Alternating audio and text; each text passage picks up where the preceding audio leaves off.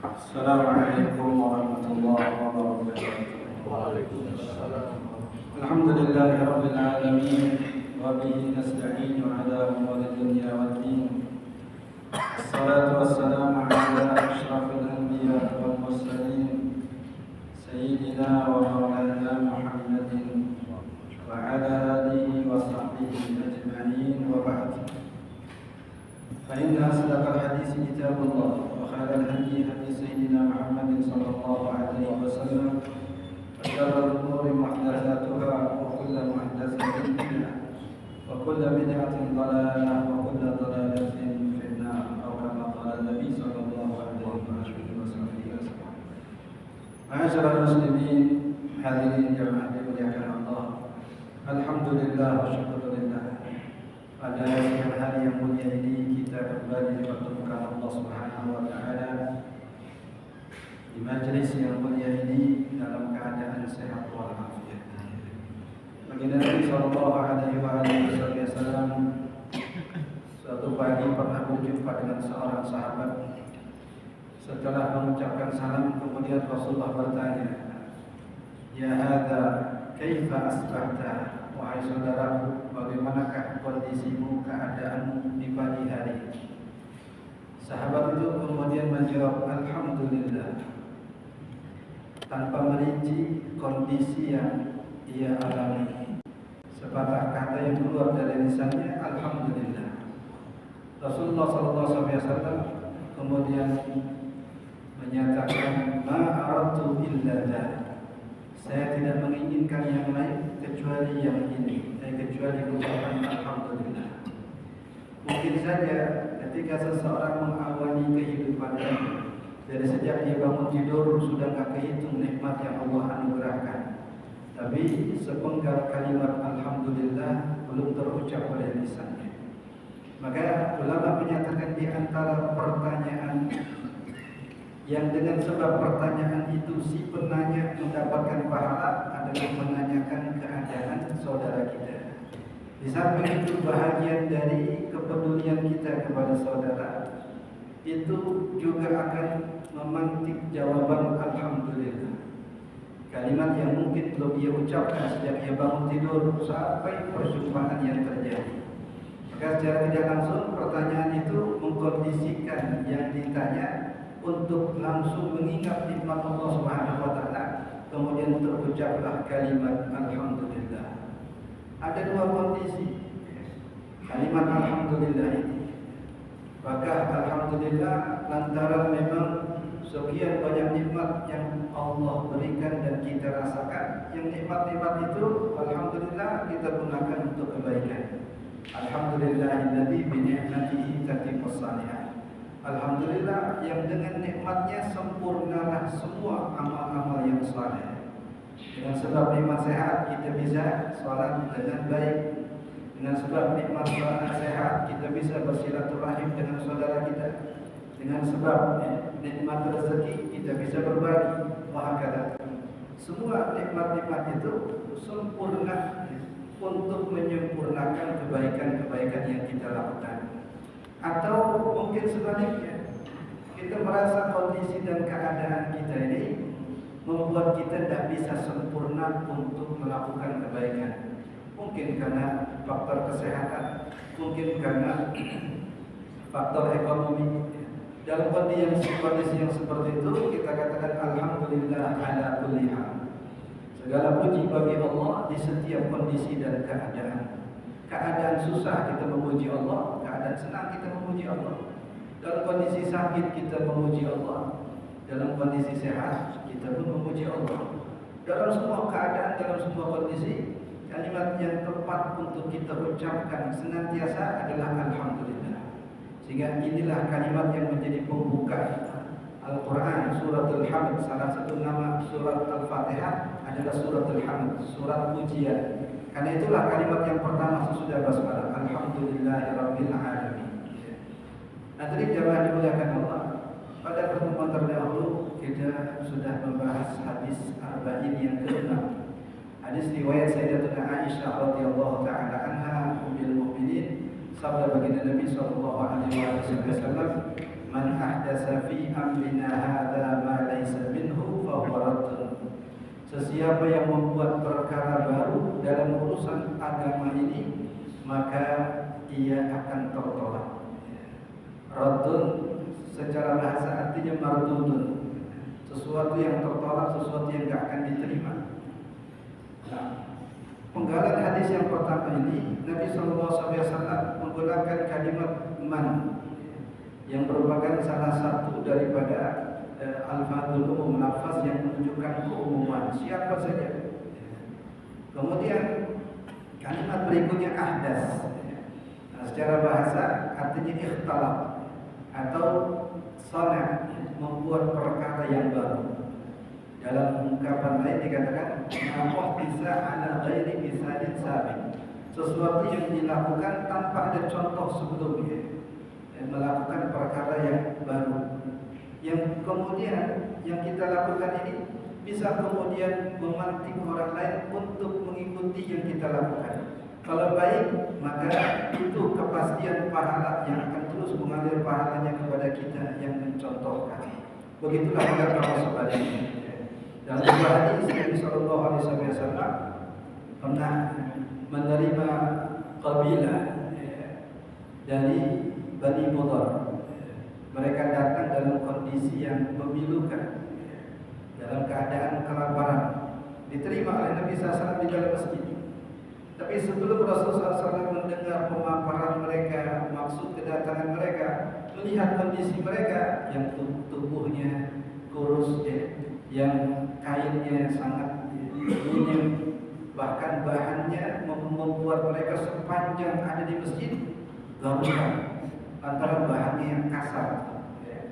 Rasulullah SAW melihat kondisi ini, kemudian seperti memberi isyarat kepada para sahabat, apa yang sepatutnya kalian lakukan melihat kondisi saudara-saudara kalian yang datang dari jauh ini. Ada seorang sahabat yang menangkap dengan cepat isyarat dari baginda Nabi, kemudian dia langsung keluar dari masjid tanpa pamit lagi, tanpa izin lagi, langsung keluar dari masjid. Rupa-rupanya dia pulang untuk kemudian membawa korma dengan kedua tangannya, yang digambarkan dalam doa hampir-hampir korma itu berguguran, berjatuhan lantaran saking banyaknya, dan yang lantaran dia membawanya hanya dengan kedua telapak tangannya. Kemudian masuk ke dalam masjid, lalu dia letakkan di tengah-tengah masjid di hadapan para tetamu. Melihat yang dilakukan oleh sahabat ini, maka semua sahabat keluar dari masjid, terinspirasi dengan perbuatan ini. Ada yang kemudian membawa korma, ada yang kemudian membawa gandum, ada yang kemudian membawa pakaian, sehingga kemudian di masjid ada dua gunung, gunung pakaian dengan gunung makanan. Saat itulah Rasulullah SAW tersenyum menyaksikan itu, kemudian beliau memberi komentar. Ini kemudian menjadi salah satu hadis sahih terkait dengan inspirator. Nabi SAW mengatakan, man sanna fil Islam sunnatan hasanah falahu ajruha wa ajru man amila biha ila yaumil qiyamah la yanqusu dzalika min ujurihim syai'. Siapa yang menginisiasi kebaikan, kemudian kebaikan itu diikuti oleh orang lain, maka bagi inisiator kebaikan itu pahalanya dan pahala semua kebaikan orang-orang yang mengikutinya tanpa harus mengurangi pahala mereka. Yang mengikuti dapat pahala sempurna, yang menginisiasi dapat tambahan pahala seperti pahala orang yang mengikutinya. Kalau yang mengikutinya 10 orang, maka pahala 10 orang itu pun juga akan diberikan kepadanya. Yang kedua, Nabi SAW sabdakan, wa man sanna fil Islam sunnatan sayyi'ah fa 'alaihi wizruha wa wizru man 'amila biha ila yaumil qiyamah la yanqusu dzalika min awzarihim syai'. Adapun yang menginisiasi keburukan, kemudian diikuti keburukan itu oleh orang lain, maka baginya dosanya dan dosa semua orang-orang yang mengikuti keburukannya tanpa mengurangi dosa-dosa mereka. Jadi tetap sempurna mendapatkan dosa sebanyak orang yang mengikuti kejahatannya. Yang Nabi SAW contohkan dengan Qabil, putra daripada Nabi Adam alaihissalam yang menginisiasi pembunuhan. Setiap tetesan darah yang menetes dari orang yang terbunuh, Nabi pastikan dosanya akan ditimpakan juga kepada Qabil, karena dialah orang yang pertama kali mencontohkan pembunuhan. Tidak kebayang betapa besarnya dosa Qabil sebanyak dosa orang-orang yang membunuh dengan alasan yang tidak dibenarkan oleh syariat. Karena Nabi SAW dalam beberapa hadis mengisyaratkan ada pembunuhan yang ditolerir oleh syariat. Apakah pembunuhan di medan perang, apakah pembunuhan yang dilakukan oleh eksekutor, oleh orang-orang yang menunaikan tugas mengkisos misalkan, karena kejahatan tertentu, karena tindakan kriminal tertentu yang diputuskan oleh hakim, pelakunya harus dihukum mati. Maka eksekutor yang melakukan itu tidak terkena dosa, walaupun zahirnya dia membunuh, tapi membunuh orang yang sudah dihalalkan darahnya oleh agama. Kemudian demikian juga dengan redaksi hadis Nabi Shallallahu Alaihi Wasallam tentang mereka yang dihalalkan darahnya dalam hadis. La yahillu damu imri'in muslimin illa bi ihda salas. Tidak halal darah seorang muslim kecuali dengan salah satu dari 3 sebab. Yang pertama, as-sayyibuz zani, orang yang sudah pernah menikah kemudian berzina, maka hukumnya adalah rajam sampai mati. Kemudian yang kedua, kata Nabi SAW, qatilun nafsi allati bighairi haq, orang yang melakukan pembunuhan tanpa hak.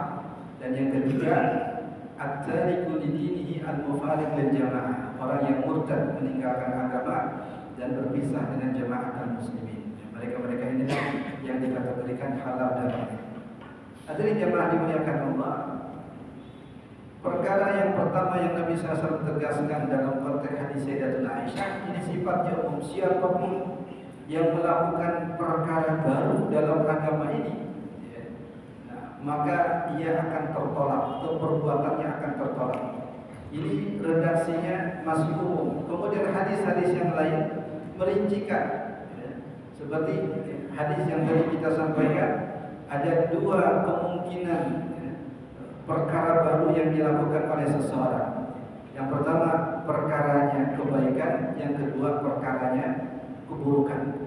Adapun perkara kebaikan, kalau seorang melakukan perkara kebaikan, tidak ada contohnya dari Rasulullah SAW atau tidak ada riwayatnya dilakukan oleh para sahabat Nabi Shallallahu Alaihi Wasallam, tapi ada pembenarnya dari makna riwayat. Karena ada riwayat yang letterlek, ada makna riwayat, yaitu yang disampaikan oleh Sayyidina Umar radhiyallahu ta'ala ketika beliau ditanya kenapa beliau mengusulkan bahwa Al-Quran itu perlu didokumentasikan.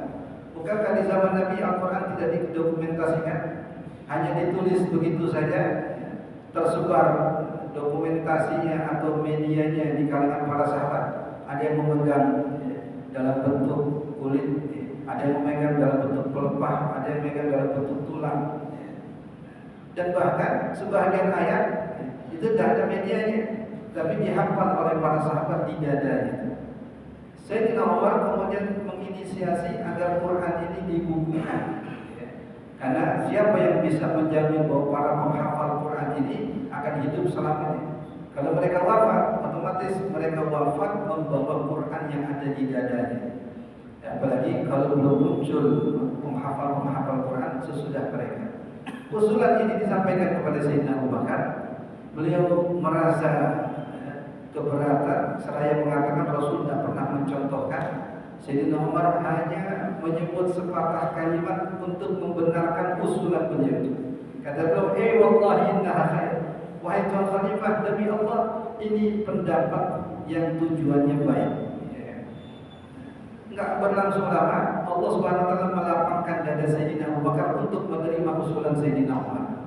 Usulan ini kemudian dibawa ke penulis wahyu, penulis Quran di zaman Nabi, Sayyidina Zaid bin Sabit radhiyallahu anhu. Dia pun terkejut dan mempertanyakan, kenapa kalian ingin melakukan perkara yang Rasulullah tidak pernah contohkan?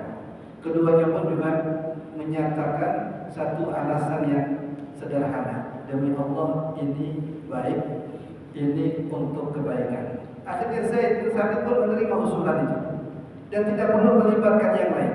Cukup 3 sosok ini, Sayyidina Abu Bakar sebagai khalifah yang mengambil keputusan tertinggi, kemudian Sayyidina Umar sebagai inisiatornya, kemudian Sayyidina Zaid sebagai eksekutornya yang langsung melaksanakan titah daripada Sayyidina Abu Bakar.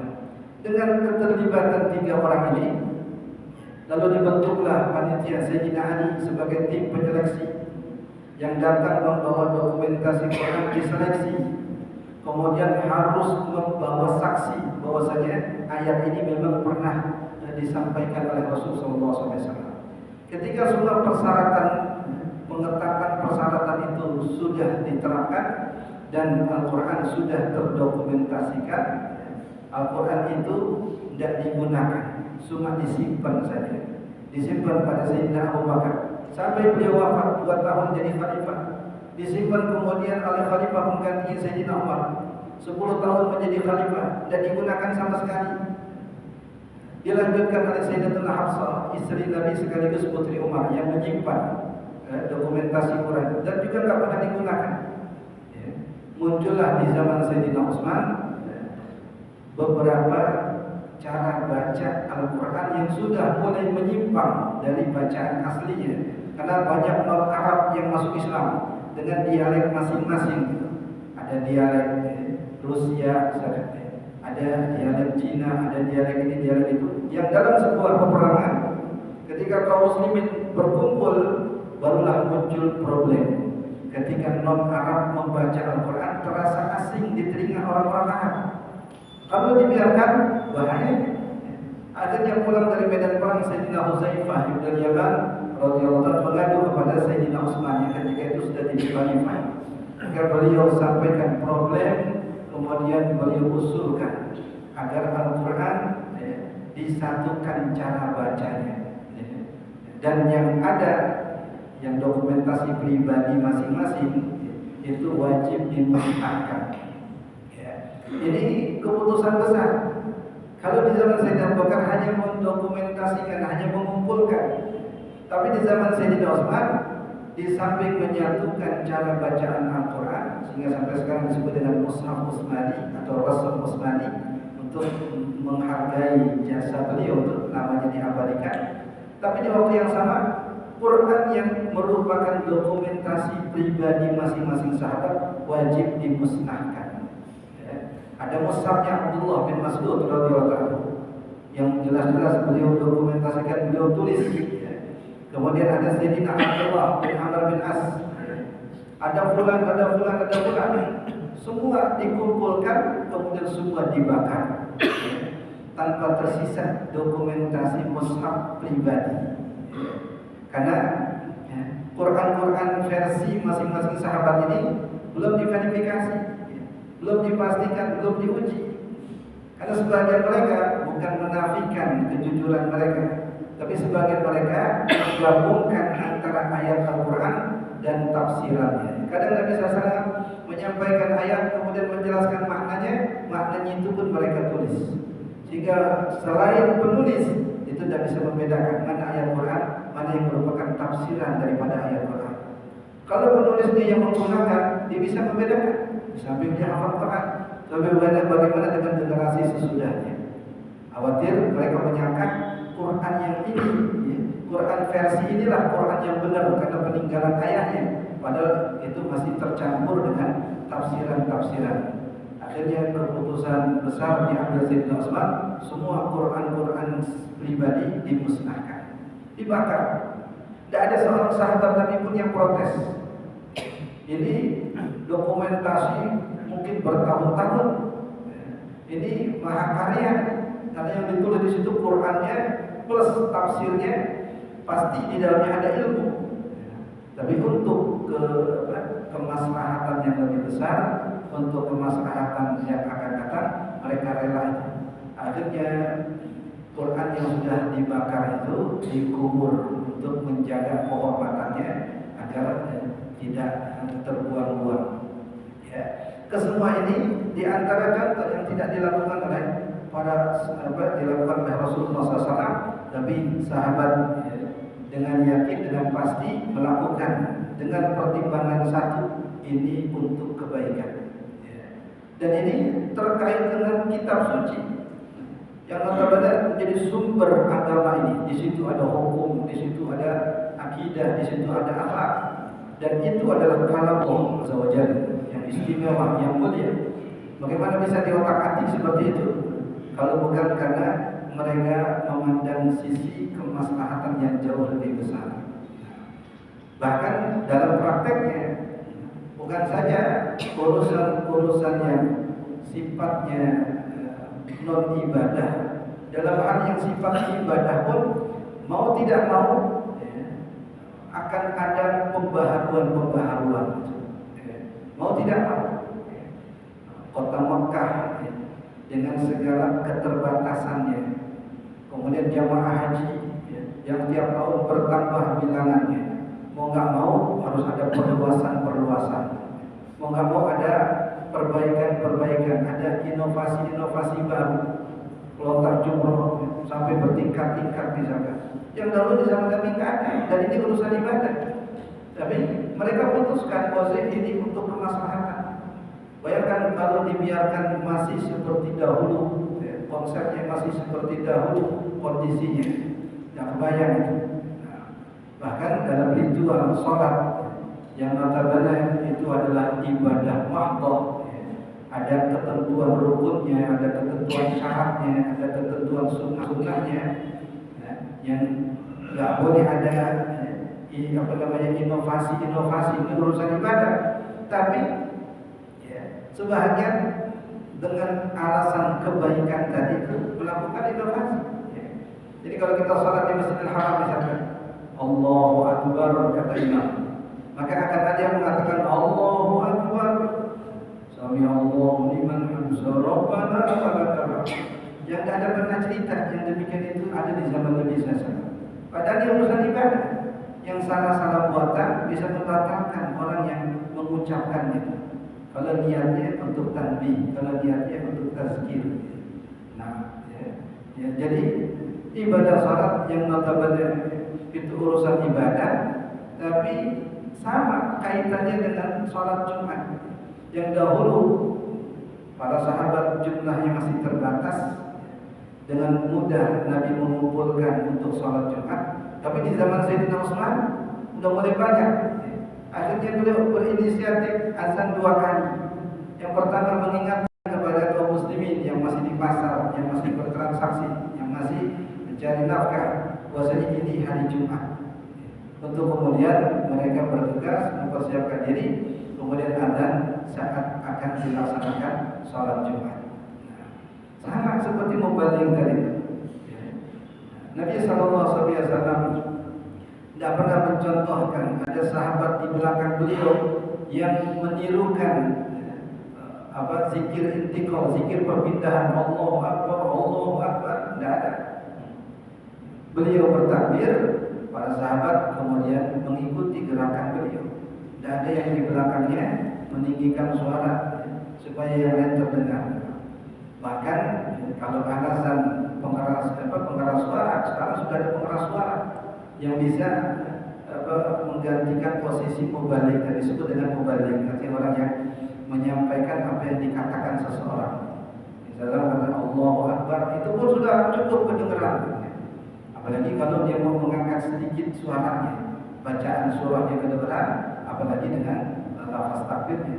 Kalau bacaan surah kan panjang, itu pun masih kedengaran. Apalagi sekedar lafaz takbir yang menjelang antara satu rukun untuk pindah kepada rukun yang berikutnya. Nah, ini juga contoh dalam ibadah yang dikreasi sedemikian rupa karena melihat kemaslahatan. Hadirin jemaah dimuliakan Allah. Dalam sebuah riwayat Sayyidina Abdullah bin Umar bin Khattab radhiyallahu ta'ala anhu pernah meriwayatkan sebuah hadis ketika ada seorang sahabat datang ke majlis kemudian memberi salam. Assalamualaikum. Rasul katakan 10. Datang orang yang kedua, Assalamualaikum warahmatullahi. Nabi katakan 20. Datang orang yang ketiga, Assalamualaikum warahmatullahi wabarakatuh. Kata Nabi sallallahu 30. Dari salam yang minimalis Assalamualaikum sampai salam yang sempurna sampai wabarakatuh.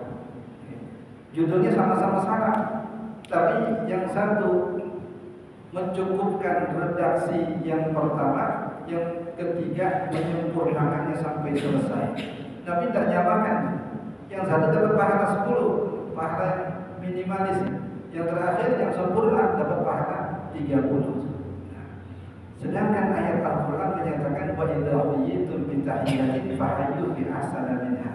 Kalau kalian diberi salam maka jawablah dengan yang lebih baik. Bagaimana kita bisa menjawab salam dengan lebih baik? Kalau seseorang memberi salam sempurna. Kalau sekedar dikatakan assalamualaikum, kita bisa jawab waalaikumsalam warahmatullahi. Berarti salam kita lebih baik karena ada tambahan warahmatullahi. Atau kalau dia mengatakan assalamualaikum warahmatullahi, kemudian kita jawab sampai wabarakatuh, kita bisa lebih baik daripada salam. Tapi bagaimana kalau dia sudah memberi salam sempurna, assalamualaikum warahmatullahi wabarakatuh.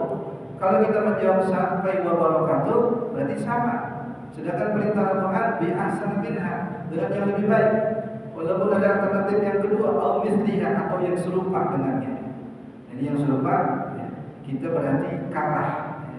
Kenapa kalah? Karena dia sudah berinisiatif memberi salam dan dia dapat pahala inisiatif salamnya. Sedangkan kita semata menjawab, jawabannya sama dengan redaksinya. Maka Sayyidina Abdullah bin Umar, kalau ada orang memberi salam yang sempurna, assalamualaikum warahmatullahi wabarakatuh, dia akan jawab waalaikumsalam warahmatullahi wabarakatuh wa thayyibatuh, dengan tambahan wa thayyibatuh, supaya ada nilai plusnya. Di samping orang itu sudah memberi salam sempurna, toh dia sudah mengawali salam sehingga kita ketinggalan, ya. Nah, maka mengantisipasi kekurangan itu ditambahin wa thayyibatuh, ya. Dan kemudian diikuti oleh sahabat-sahabat Nabi yang lain. Begitulah juga Sayyidina Umar ketika sedang melaksanakan ibadah haji, bertalbiyah. Ini talbiyah disunnahkan untuk mengangkat suara. Nabi katakan ma ahalla muhillun illa abadi syamsu bidunubi. Tidaklah seseorang mengangkat suaranya dengan talbiyah melainkan matahari terbenam di hari itu dengan menenggelamkan dosa-dosanya. Padahal ini di antara ritual yang paling ringan. Tak perlu tenaga besar, cukup labbaik Allahumma labbaik. Kalau kita pastikan kita angkat suara dengan talbiyah, Nabi pastikan matahari akan terbenam di hari itu dengan menenggelamkan dosa-dosa kita. Ya. Riwayat lain ma'ahalla muhillun illa wajabat. Tidaklah seseorang mengangkat suara dengan talbiyah melainkan dia mendapatkan kepastian. Sahabat kemudian bertanya, abil jannati ya Rasulullah, apakah kepastian surga ya Rasulullah? Kalau na'am, dia kepastian dapat surga. Itu belum lagi tawaf, belum lagi sa'i, belum lagi wukuf, baru bertalbiyah, jami sudah sedemikian rupa. Nah, Sayyidina Umar bin Khattab radhiyallahu ta'ala anhu, ya, kemudian berinisiatif untuk mengingatkan orang lain, karena pertama talbiyah itu memang disunnahkan dengan mengangkat suara jahar, ya, di antara zikir yang dijaharkan selain takbir ketika hari raya Idul Fitri Idul Adha. Ini zikirannya orang-orang yang sedang ihram, talbiyah, dan disunahkan angkat suara. Maka beliau inisiatif untuk bertalbiyah dari dalam kemahnya dengan suara keras untuk mengingatkan. Jangan-jangan ada yang lewat tanpa membaca talbiyah, karena mendengar suara talbiyah akhirnya ikut membaca talbiyah. Atau mungkin yang sedang ngobrol, yang asik berbicara dengan saudaranya, dengan mendengar talbiyah dia jadi teringat bahwa ini momen untuk memperbanyak baca talbiyah. Beliau membacanya dari dalam kemah, dan kemudian orang-orang lain mengikuti talbiyah beliau yang mendengarnya. Padahal beliau inisiatif untuk talbiyah sendiri. Tapi karena memang dianjurkan diangkat suaranya, otomatis yang di luar dengar, yang dengar inisiatif ngikutin. Ya, alih-alih mereka talbiyah sendiri, yang jadi kacau, yang di sini suara, yang di sini bersuara, yang di sini sampai pada kalimat ini yang benar, itu bisa tabrak-tabrakan itu kalimat. Daripada masing-masing mendingan bareng-bareng. Akhirnya mereka bertalbiyah dengan nada yang sama atau dengan suara yang sama. Dan redaksi hadis Nabi SAW mendukung konsep yang seumpama ini. Ketika malaikat, ya, yang bertebaran di atas muka bumi, yang tugasnya satu, mencari majlis-majlis zikir. Setelah tugas selesai, mereka mengadu kepada Allah Subhanahu wa taala. Ya. Allah Subhanahu wa taala bertanya, Allah Maha tahu. Min aina jitum? Dari mana kalian datang? Malaikat mengatakan, ya Rabb, ji'na min usani unasin. Kami datang dari sekelompok orang. Yadhkurunak wa yusabbihunak wa yuhallilunak wa yumajjidunak. Yang mereka-mereka itu bertasbih mengagungkan namamu. Yang mereka-mereka itu bertakbir memuliakan asma-mu. Yang mereka itu disebut tasbihnya, tahlilnya. Yang redaknya sama, yusabbihunak. Secara pemahaman bahasa sama-sama bertasbih, sama-sama bertahlil, sama-sama bertakbir. Kemudian Allah Subhanahu wa taala bertanya lagi, memangnya apa yang mereka inginkan sehingga mereka berzikir bersama-sama? Malaikat menjawab, mereka memohon surga-Mu ya Allah. Allah bertanya lagi, memangnya mereka sudah pernah melihat surga sehingga berpengen dengan surga? Kata malaikat, belum pernah melihat.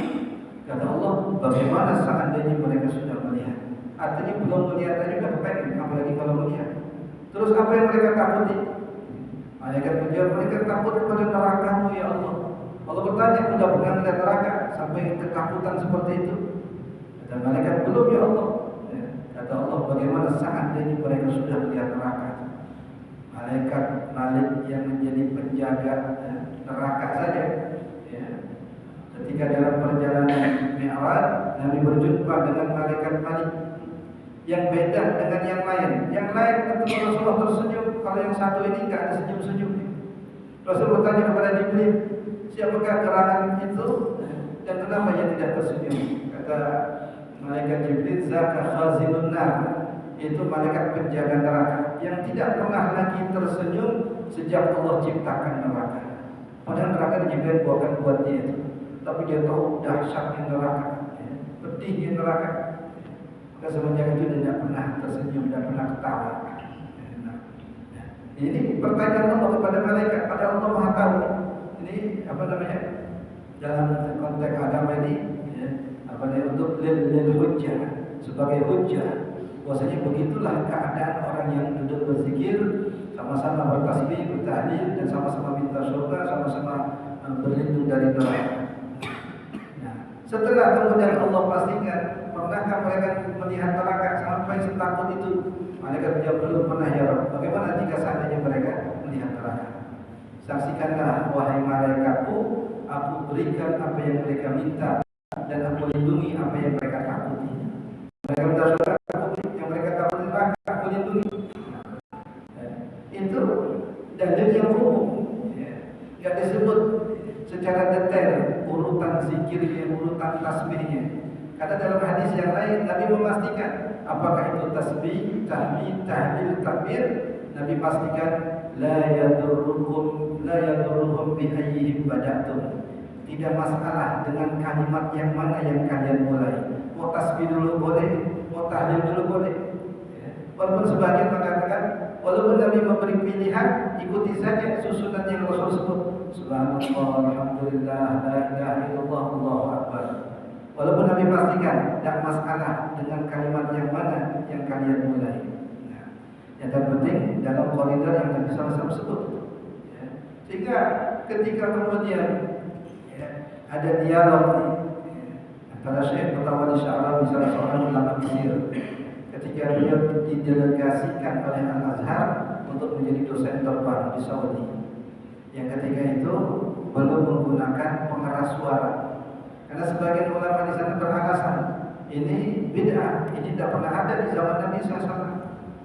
Yang kebetulan ketika kemudian Syekh Sya'rawi ingin mengkonfirmasi, ingin mendiskusikan keputusan itu, ya, orang yang atau di antara yang hadir itu ada yang pakai kacamata.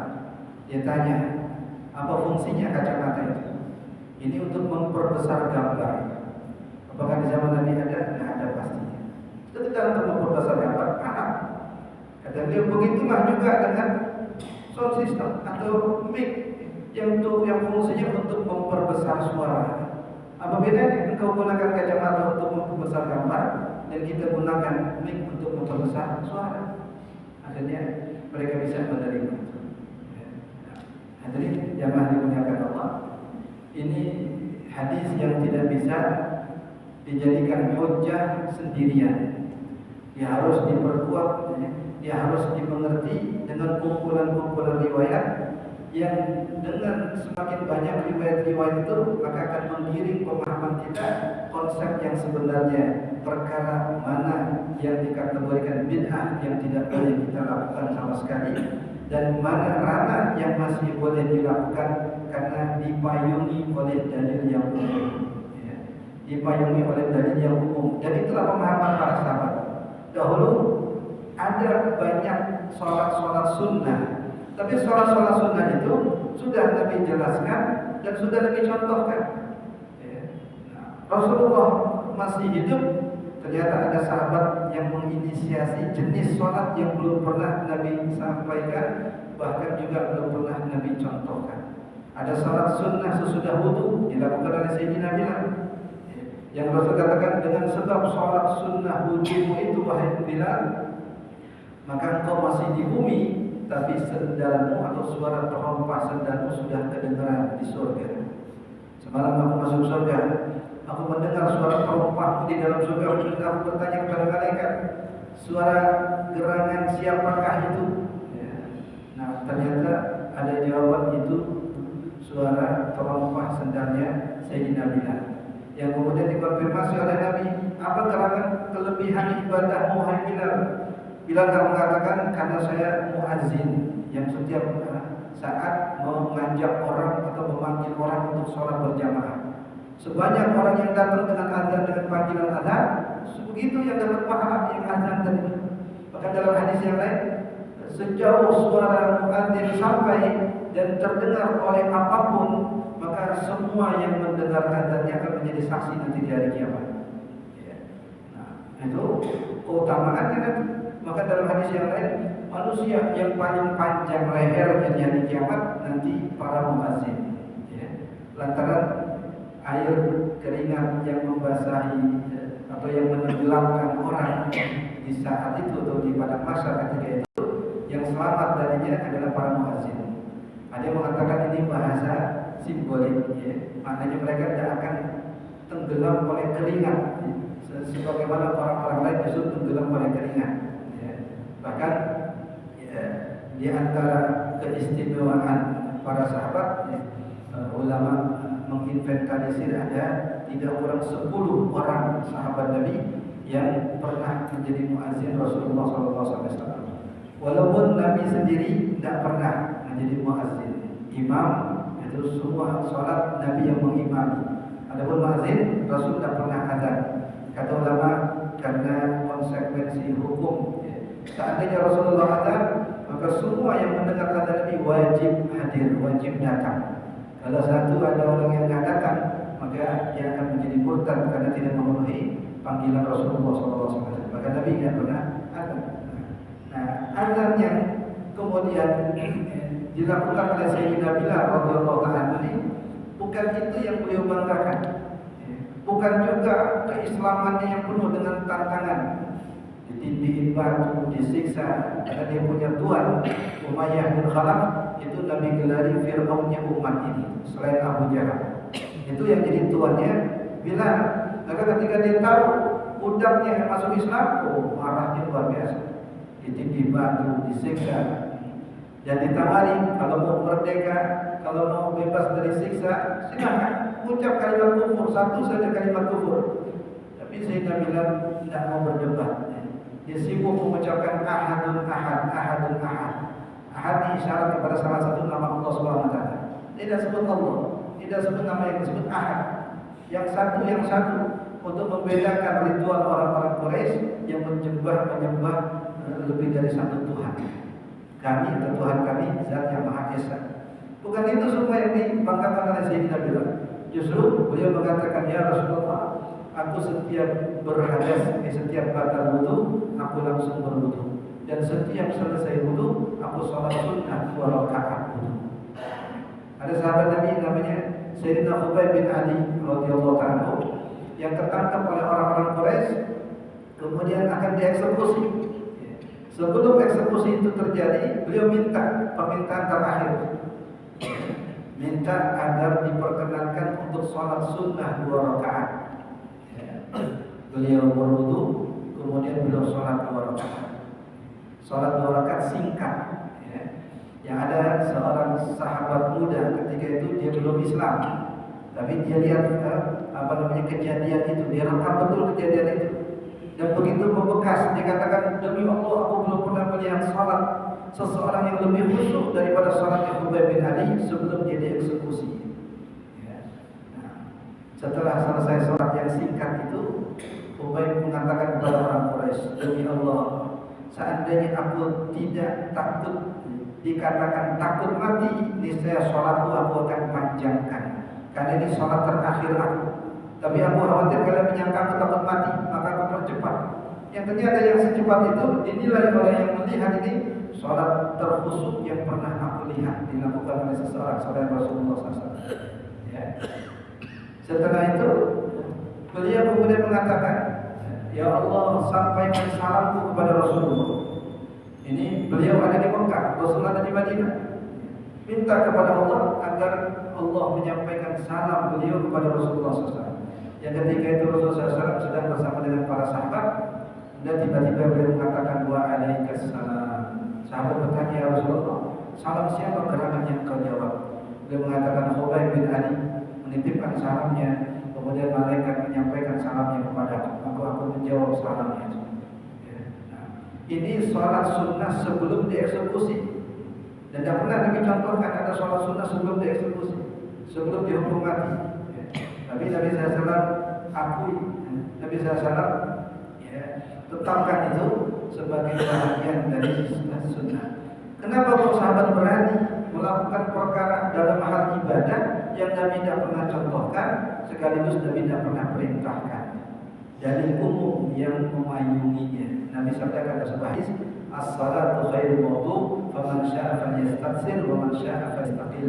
Salat adalah sebaik-baik ibadah. Yang pengen banyakin salat silahkan, yang pengen sedikitin salatnya silahkan. Yang pengen banyakin salatnya ada contohnya. Ada Sayyidina Ali Zainal Abidin sehari 1000 rakaat. Ada Imam Ahmad bin Hanbal sehari 300 rakaat. Ada Muhammad bin Wasir sehari 750 rakaat. Ada Muhammad bin Munkadir, Abu Bakar bin Munkadir, Umar bin Munkadir, 3 bersaudara. Yang dari 3 orang bersaudara ini sholat sunnah yang paling sedikitnya 750 rakaat. Itu contoh yang yastaksir, yang sholat. Yang yastakil juga ada di zaman Nabi SAW. Ada sahabat datang, ya Rasulullah, berapakah sholat yang wajib saya kerjakan sehari semalam? Kata Nabi, 5 waktu. Adakah sholat yang lain yang wajib? Kata Nabi, tidak ada. Yang lain sunnah. Kemudian dikatakan, demi Allah ya Rasulullah, aku gak bakal nambahin, gak bakal ngurangin. Kemudian dia pergi. Setelah pergi, Nabi katakan, aflah in sadaq. Dia akan beruntung kalau dipegang janjinya. Janjinya apa? Janji gak pakai tambahin, nanti gak ada sholat sunnah yang dikerjain. Dia semata melakukan yang wajib saja yang 5. Dan juga berkomitmen gak akan kurangin, masih gak akan tinggalin yang fardu tadi. Nabi justru mengatakan aflah in sadaq. Nah, Nabi katakan ente benci sunnahku. Wa man raghiba an sunnati falaysa minni, yang benci dan sunnahku bukan golonganku. Nabi justru katakan bagus, beruntung kalau bisa komitmen dengan janji. Karena Nabi mengakomodir semua, mengakomodir yang pengen banyak ibadah, yang getol ibadah, tapi juga mengakomodir yang punya keterbatasan. Mungkin dia disibukkan dengan urusan yang lain.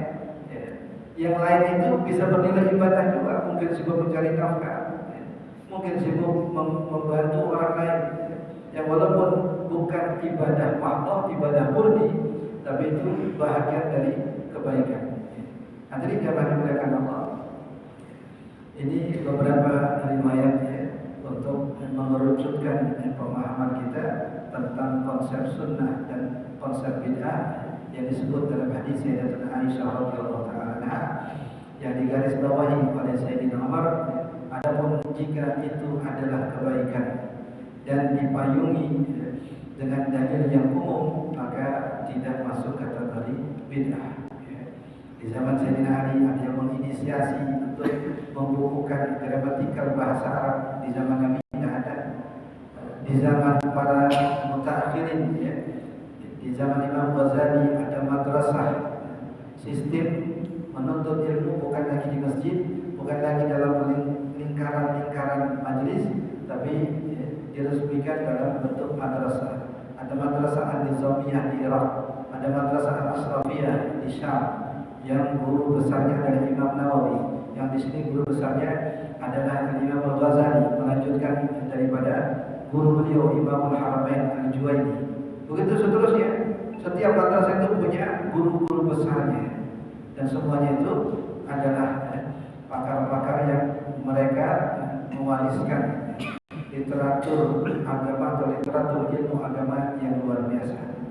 Dan mereka tidak segan-segan untuk menginisiasi kebaikan, walaupun mungkin secara zahirnya tidak pernah ada di zaman Nabi SAW, tapi ketika itu adalah kebaikan dan dipayungi dengan dalil yang umum. Ini dalil umum, kewajiban untuk menuntut ilmu, keutamaan menuntut ilmu, kemudian dilembagakan dalam bentuk madrasah, kemudian diresmikan dalam bentuk universitas dan seterusnya.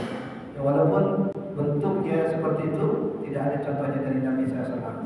Begitu juga dengan pembukuan kitab-kitab, ada kitab nahwu, ada kitab fikih, ada kitab hadis yang dahulu tidak pernah dicontohkan di zaman Nabi SAW. Tapi karena itu adalah kebaikan dan di bawah payung untuk kemaslahatan, maka ulama membolehkan. Nanti zaman dengan Allah, insyaallah Tuhan akan datang, akan lanjutkan kembali konsep-konsep yang disebut oleh ulama terkait dengan pengertian sunnah dan bidah. Mudah-mudahan sedikit ini ada manfaat. Subhanallah wa bihamdihi, asyhadu an la ilaha illa anta, astaghfiruka wa atubu ilaik. Wassallallahu alaihi wasallam. Alhamdulillahirabbil alamin. Assalamualaikum warahmatullahi wabarakatuh. Waalaikumsalam.